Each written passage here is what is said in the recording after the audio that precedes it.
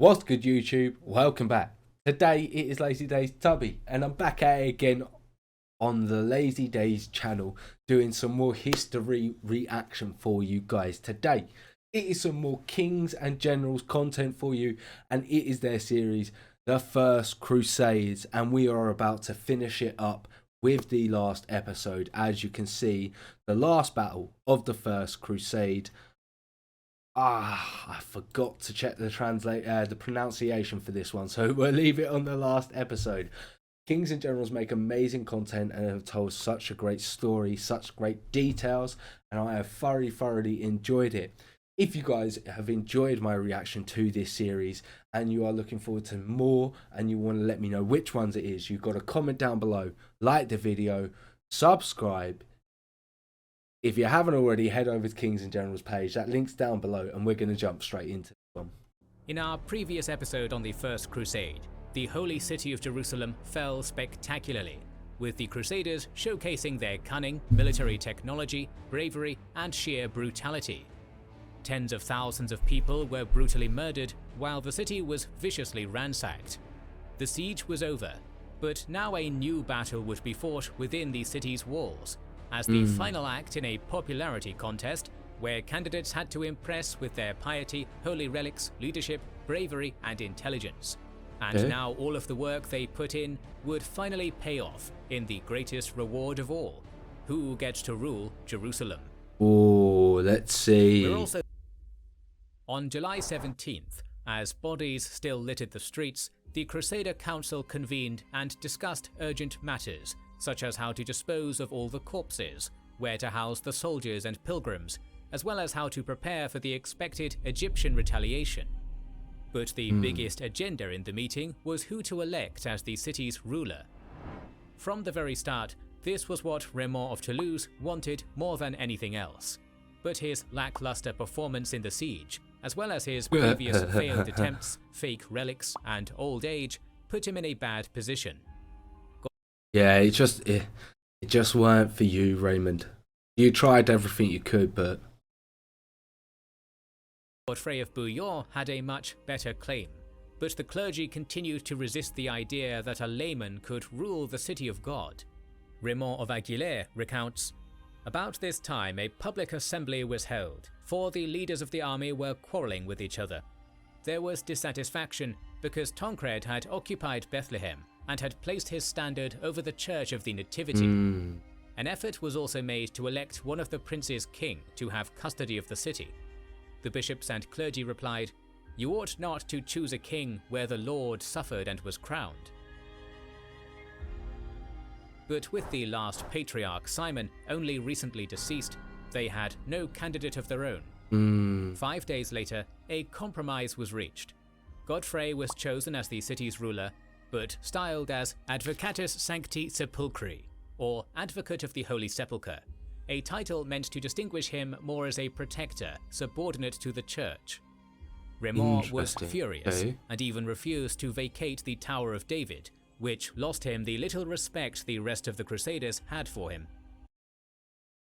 Yeah, you're just acting like a spoiled brat now, man. Even his own followers began leaving him in droves and started making plans for their journey home. To ease the tension a little, Raymond gave the tower to his trusted ally Peter of Narbonne, the recently elevated Bishop of Albarra, who then quickly solved the dispute by betraying Raymond and opening the citadel to Godfrey. Raymond's dreams had been crushed. May it all just come crushing down on him towards the end there. So he left the city and made camp in Jericho. While he was away, the new Patriarch of Jerusalem was elected. Exactly a year after the death of Bishop Adhemar, on August 1st, 1099, a Norman crusader by the name of Arnulf took his place. This was an open attack against the rights of Byzantium, which had kept a Greek patriarch in the city for a long time. The new patriarch... Oh shit, okay, so it's a big difference, and it's like pulling away the Byzantine emperor was already worried about what issues they could cause. He's taken that title away from them as well, you know. Left the Orthodox Christians alone, but violently persecuted Armenians, Copts, Nestorians and Jacobites, who were prohibited from entering the Church of the Holy Sepulchre.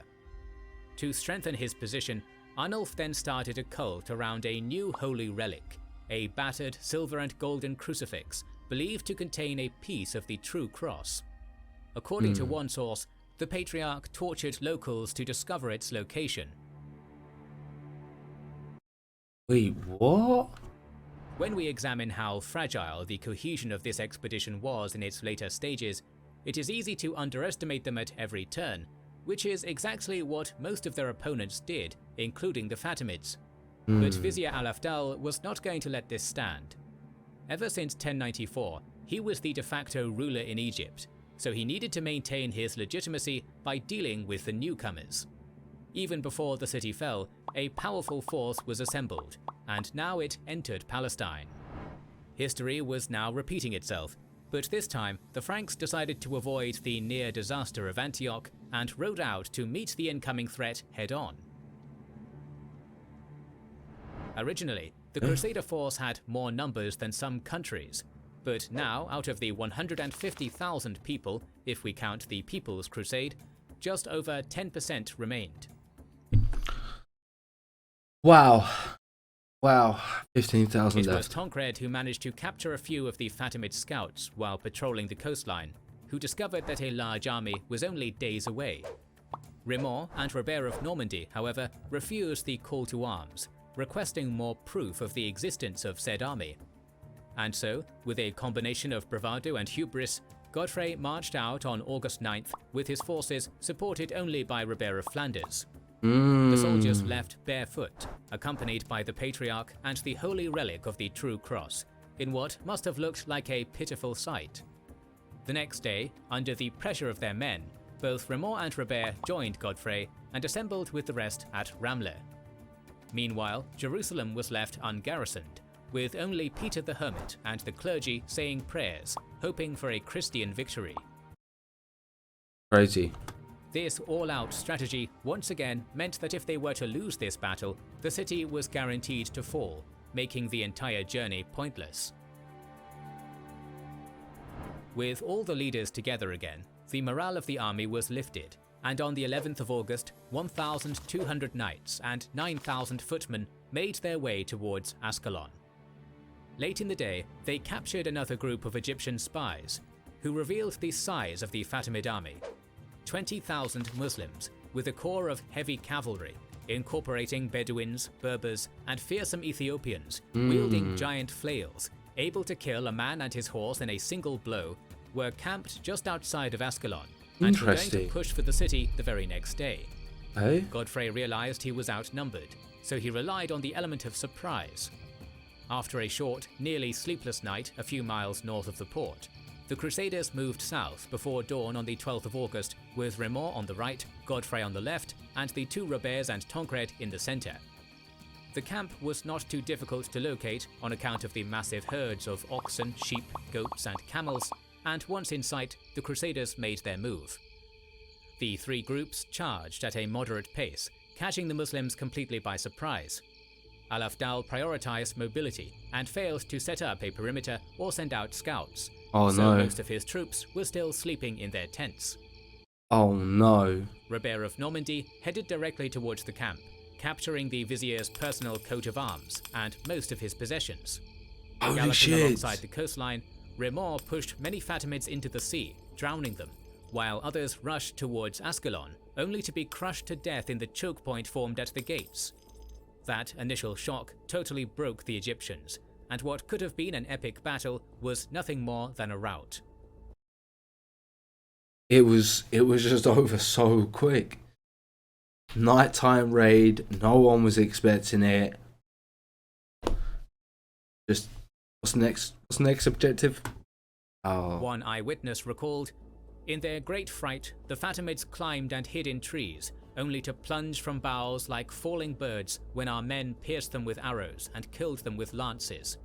Later, the Christians uselessly decapitated them with swords." Just insult to injury for no reason. Infidels threw themselves to the ground, groveling in tenor at the Christians' feet. Then our men cut them to pieces as one slaughters cattle for the meat market.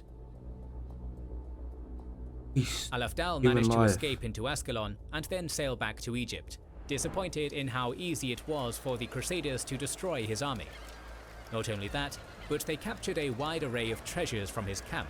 Reportedly, those featured gold, silver, long cloaks, other clothing, and 12 kinds of precious stones, helmets decorated with gold, the finest rings, wonderful swords, grain, flour, and much else. Mate, they got so much. The grain and like flour is just so useful, and then all the precious goods as well. Like that's obviously gonna get you the money, and then the grain of like flour is just gonna make your time there last longer, easier. His sword alone was later sold for 60 gold pieces. The bounty was so vast that the army couldn't carry all of it, resorting to burning what was left behind. Holy shit, that's just spiteful. As for Ascalon, the port city refused to surrender to anyone but Remor, the only prince known to have kept his promise of safe passage during the sack of Jerusalem. Godfrey was insulted and didn't intend to give his rival such a crucial exclave that close to Jerusalem, so the Franks simply left. The strange combination of great martial success, followed by idiotic bickering, was still present. Because of this decision, the powerful Fatimid navy could maintain this foothold for more than half a century, and Al-Afdal would use Ascalon as a staging ground from where he would launch annual attacks.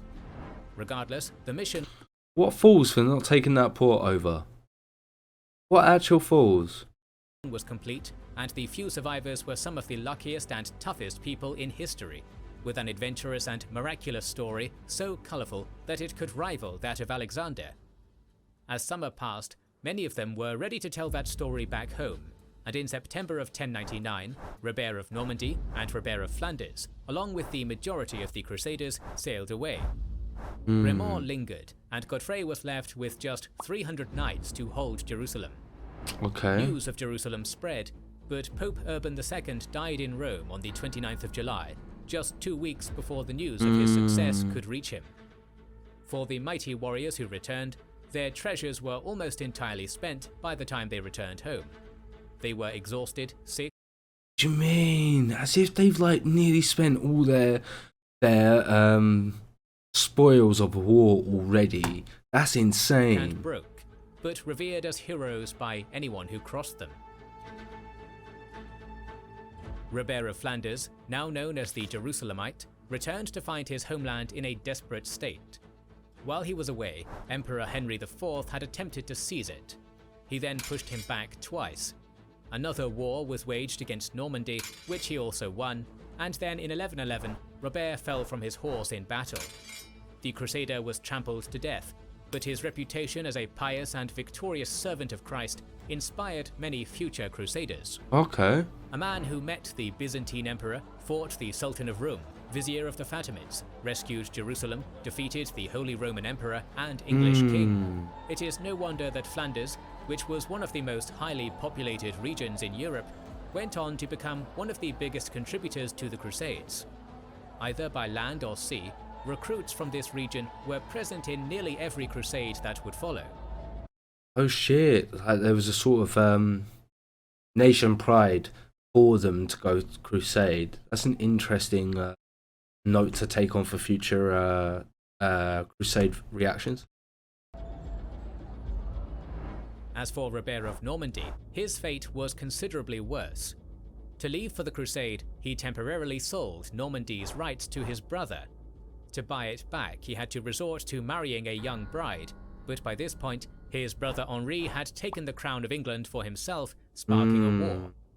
Robert landed in England and started an invasion, which was terribly planned. Lacking popular support, he was defeated and captured in 1106.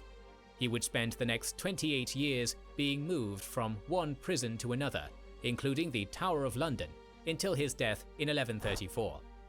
In his cell, he reminisced How unfortunate. how he regretted refusing the crown of Jerusalem, not out of reverence, but out of fear of the work involved. Many historians tend to gloss over these events, but the reality is that Robert had the claim and the supporters needed to take the English throne. In fact, he and Geoffrey Plantagenet are the only dukes of Normandy who didn't become English kings, and had he done so, the history of England, France and the Crusades would be entirely different. Good. Then Another great what if. there was Gaston of Beer, the mastermind behind the siege weapons at Jerusalem. He went on to assist the Reconquista in fighting the Moors. Other warriors gave up combat for good and devoted themselves to becoming monks or priests in monasteries they founded. A man named Gulfer of Lestor, who was the first man on the walls of Maret, is said to have come back with a pet lion. Peter the Hermit also made it home with a piece Wait, a pet lion? Get me one of those. No, I want a gorilla. Get me a pet gorilla. of the Holy Sepulchre, and John the Baptist. He founded a religious cult in France, which started a trend where pilgrims would make their journey to Jerusalem, enter the Holy Church, and open a flask to capture its essence, a souvenir to bring back home. Other examples of such tourism included palm leaves, single strands of hair from Christ's beard, a whole ball of the Virgin Mary's hair, pieces of the True Cross, and numerous holy lances.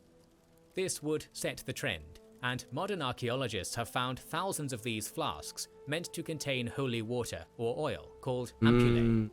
They would be worn around the necks of those who wanted a piece of divinity and something they could show off back home.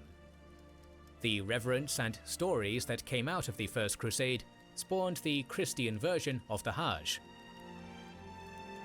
Interesting. There were also those who deserted the I might look a bit more into that. Crusade, and now that it was seemingly over, they faced the scorn of Latin society. Among them were Hugh of Vermandois and Stephen of Blois, who fled from Antioch and were now under the threat of excommunication. The overwhelming public shame was so powerful that it prompted a new third wave of Latin armies in the Holy Land, joined by numerous enthusiastic Franks who wanted either absolution, fame, or an artifact. However, this time the crusade was proclaimed by Pope Pascal II and featured numerous Germans and Italians. This campaign is known as the Crusade of 1101, or the Crusade of the Faint-Hearted, highlighting two problems you must have already thought of. Yeah, Wasn't the not First committed. Crusade over? And why wasn't it named the Second Crusade? Those are just It says an actual crusade. This one, like, they were just faint-hearted. They didn't have the actual commitment to go. So clearly, I don't think they make it that far. some of the questions we will answer in the next episode that will be released over the coming weeks. And if you don't want to miss it, make sure you have subscribed and pressed the bell button. And you know, I definitely have. This come out 3 weeks ago, so I am looking forward to finding out what they've got in store for us in the next episode when they drop one. Like I said, I've got that bell notification on. I hope you guys have as well, so when they drop it, we will jump straight onto it. If you're enjoying my reactions, looking forward to future reactions, you know what to do. Like, comment, subscribe, hit that notification bell, and we will catch you in the next video.